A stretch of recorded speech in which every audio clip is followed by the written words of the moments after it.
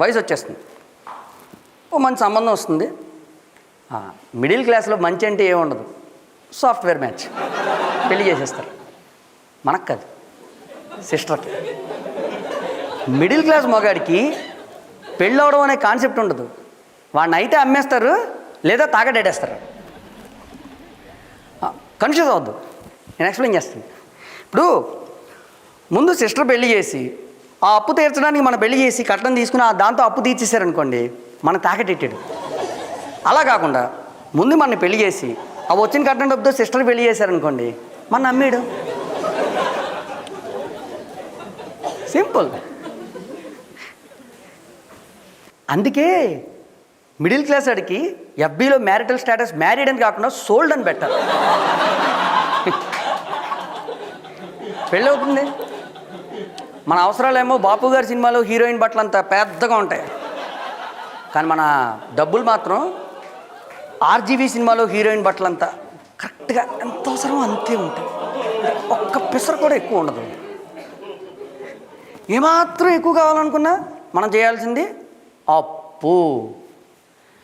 అసలు మధ్యతరగతి మగాడి జీవితంలో అప్పు అనేది తప్పే కాదు.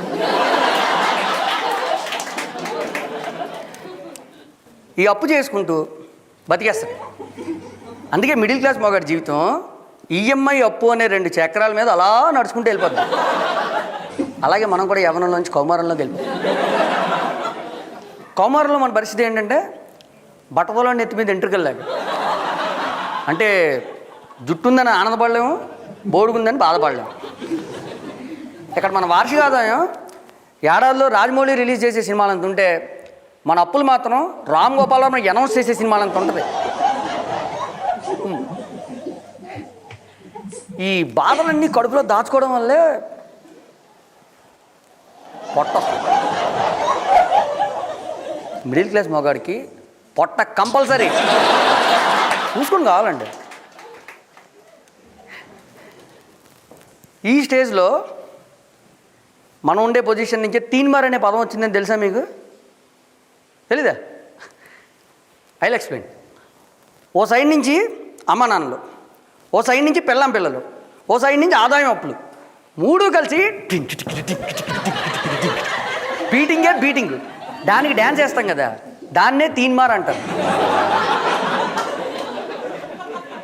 ఈ తీన్మార్లో డ్యాన్స్ వేసుకుంటూ మనం కౌమారం నుంచి వృద్ధాప్యంలోకి వచ్చేస్తాం.